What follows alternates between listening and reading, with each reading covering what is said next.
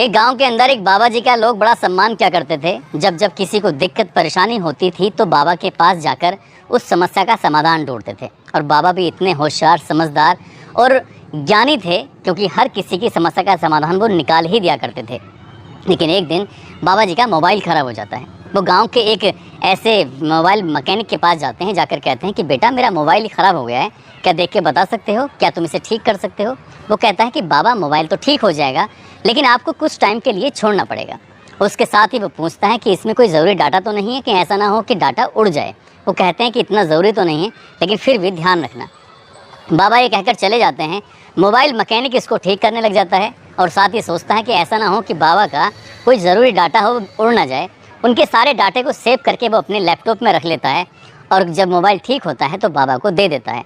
कई महीने बीत जाते हैं और अचानक ही उस लड़के यानी कि मोबाइल मैकेनिक की नज़र पहुंचती है अपने लैपटॉप के उस फोल्डर पर जिस पर बाबा जी का डाटा सेव था और उस डाटा को वो चेक करने लगता है कि ज़रूरी तो नहीं है। तभी वो एक ऑडियो सुनता है। ऑडियो सुनने के बाद उसकी आंखें खुली की खुली रह जाती हैं। दरअसल बाबा का संवाद यानी कि बातचीत चल रही थी फ़ोन पर गाँव के एक जिम्मेदार आदमी की बेटी से। बातें बड़े अश्लील कर रहे थे। उस बातों को सुनने के बाद वो खुद परेशान हो जाता है। उसके बाद वो अगली भी ऑडियो सुनता है, फिर सुनता है, लगातार एक के बाद एक ऑडियो सुन रहा था और उससे पता चल रहा था कि बाबा की और उस लड़की की तो बहुत सारी बातें होती हैं। धीरे धीरे ये बातें अब न केवल उस मोबाइल मैकेनिक के पास थी बल्कि पूरे गांव में आग की तरह फैल जाती हैं। हर एक मोबाइल में ये मामला रिकॉर्डिंग वायरल हो जाते हैं और बाबा का जो एक घिनौना चेहरा था वो दुनिया के सामने आ जाता है। लोग ये सोचने पर मजबूर थे कि जिस पर विश्वास कर रहे थे वो गांव के उस जिम्मेदार आदमी की बेटी के साथ ऐसा घिनौना कृत्य कैसे कर रहा है। आज की जो कहानी मैं आपको सुनाने जा रहा हूँ, इस कहानी में इससे भी भयानक होता है। संख्या 1-2 नहीं, 100 से भी ज़्यादा बताई जाती है। 100 तो वीडियो मिल जाते हैं। आगे क्या होगा क्या नहीं होगा इस मामले की जांच चल रही है। लेकिन जिस व्यक्ति का चेहरा सामने आता है न केवल उस मुल्क में बल्कि जहां जहां तक ये खबर पहुंचती है वहां के लोग हैरान हो जाते हैं, परेशान हो जाते हैं ये सोचकर कि जिन रिश्तों पर हम सबसे ज़्यादा विश्वास करते हैं वो आखिरकार ऐसे धोखा कैसे दे सकते हैं। आज की जो सच्ची घटना मैं आपको सुनाने जा रहा हूँ, ये सच्ची घटना है पड़ोसी मुल्क पाकिस्तान का एक प्रांत है सिंध और उसी की राजधानी है कराची। दरअसल कराची के इलाके का एक इलाका है, एरिया है गुलशन ए हदीद। बात कर रहा हूँ जून 2023 की। यहाँ पर एक स्कूल है जो कि दिसंबर 2022 को ये स्कूल तैयार हुआ था, बना था।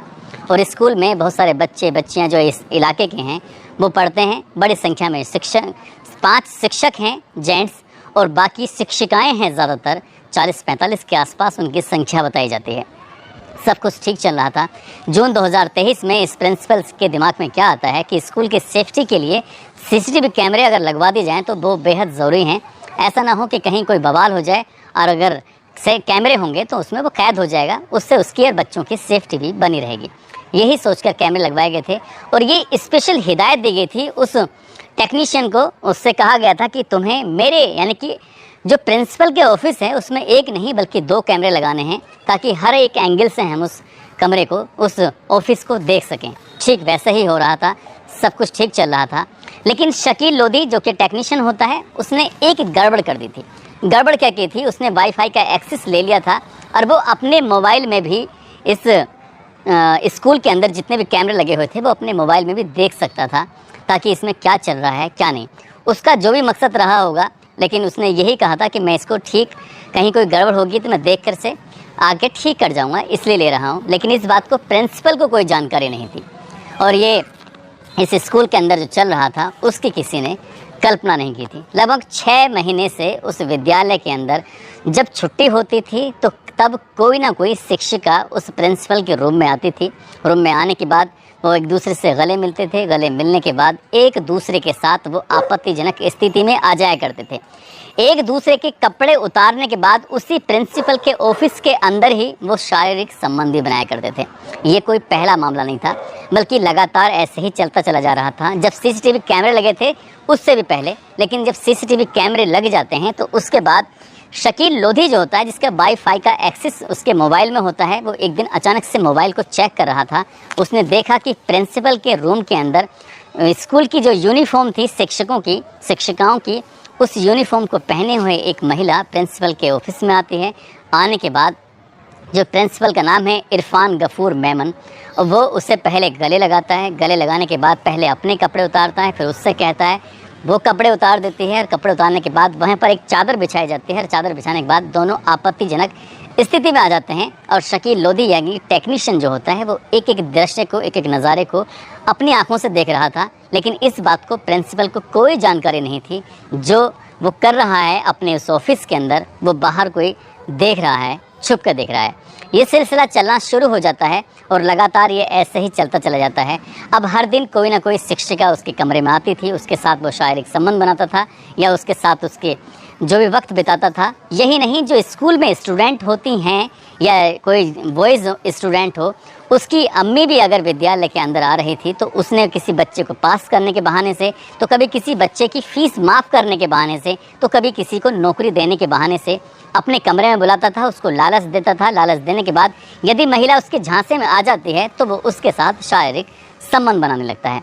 ऐसे ही वक्त धीरे धीरे आगे बढ़ने लगता है और आगे बढ़ते बढ़ते जब महीने 2 महीने बीत जाते हैं, उधर शकील लोधी ने लगातार उस रिकॉर्डिंग को अपने मोबाइल में इकट्ठी करता रहा और उसने लगभग 1-2 नहीं 100 ऐसी वीडियो अपने मोबाइल में कैद कर लेता है और इस बात की जानकारी किसी को होती नहीं है।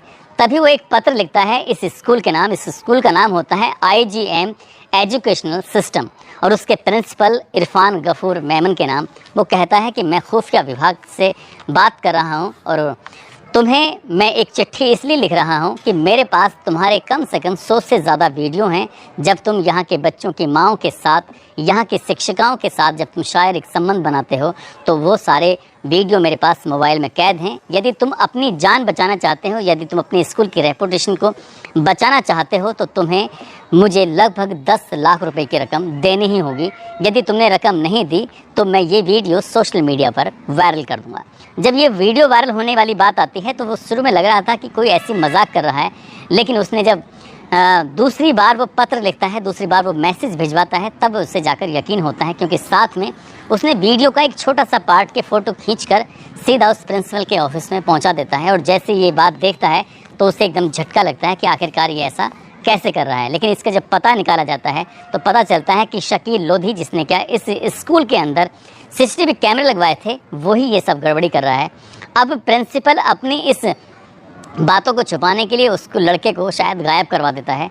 अब गायब कराने के बाद इस लड़के ने पहले से ही अपने भाई, जिसका नाम मोहम्मद उमर होता है, अपने छोटे भाई से कहता है कि यदि मैं कहीं गायब हो जाऊं या मेरे साथ कुछ हादसा हो जाए तो समझ लेना IGM एजुकेशनल सिस्टम के जो प्रिंसिपल हैं, जो इस स्कूल के मालिक भी होते हैं, इरफान गफूर मेमन, वही मेरे साथ बदमाशी कर सकते हैं।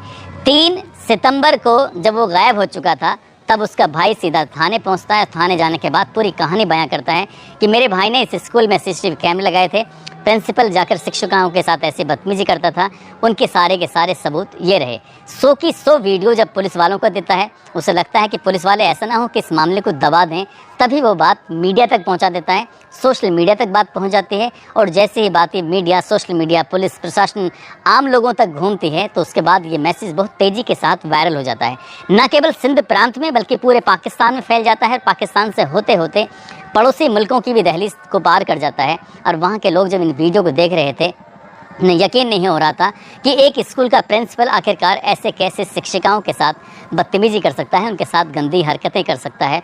बताया ये जाता है कि ये जो प्रिंसिपल होता है, प्रिंसिपल उनका पहले वीडियो बना लिया करता था और उन्हीं वीडियो को वो दिखाया करता था। ब्लैकमेल करने की नीयत से लगातार उनके साथ वो लगातार शोषण करता चला जाता है।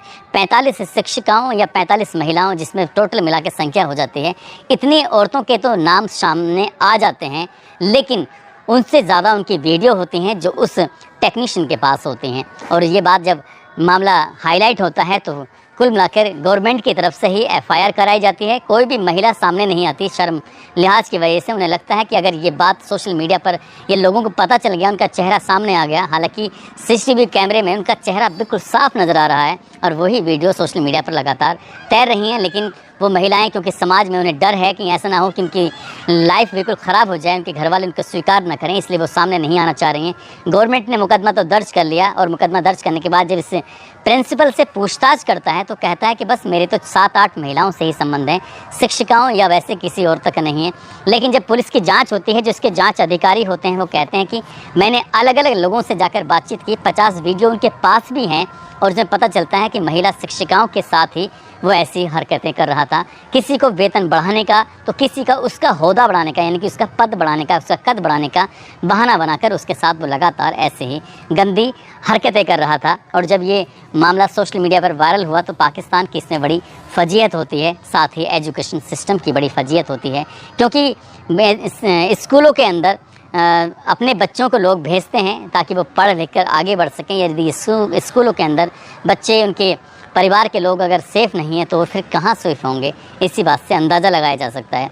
और ये कोई नहीं जानता था कि शकील लोधी ने उसका वाईफाई एक्सेस ले रखा था और वो इसका गलत फ़ायदा उठाने की कोशिश करेगा। हालांकि ये भी बात सही पाई गई है क्योंकि शकील लोधी का जो छोटा भाई होता है वो जाकर पुलिस को पूरी कहानी बयां करता है। यदि ये बात पुलिस तक नहीं पहुंचती तो शायद वो महिलाओं का उधर शोषण होता चला जाता। अभी संख्या 45 तक पहुंची है, हो सकता है ये संख्या 100, 200, 500 या उससे ज़्यादा भी पहुंच सकती थी।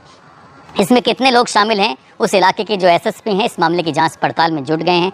कई टीमें बनाई हैं, कई टीमों के अंदर कई महिलाएं भी शामिल की गई हैं ताकि जिनके साथ ये गलत हुआ है वो जाकर अपनी परेशानी उन महिलाओं के सामने, उन अधिकारियों के सामने रख सकें, बता सकें, ताकि आरोपी को कड़ी से कड़ी सज़ा मिल सके। दोस्तों, इस पूरे घटनाक्रम को सुनाने का उद्देश्य किसी को परेशान करना नहीं है, किसी का दिल दुखाना नहीं है, बल्कि आपको जागरूक करना है, आपको सचेत करना है, आपको बताना है, आपको जताना है।